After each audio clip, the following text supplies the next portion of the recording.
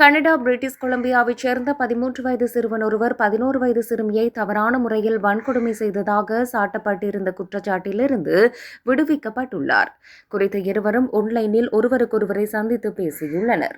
அதன் பின்னர் இருவரும் ஒருவருக்கொருவரை காதலிப்பதாக ஒப்புக்கொண்டுள்ளனர். குறித்த சிறுமிக்கு 12 வயது என தான் நம்பியதாக சிறுவன் வாதிட்டுள்ளார்.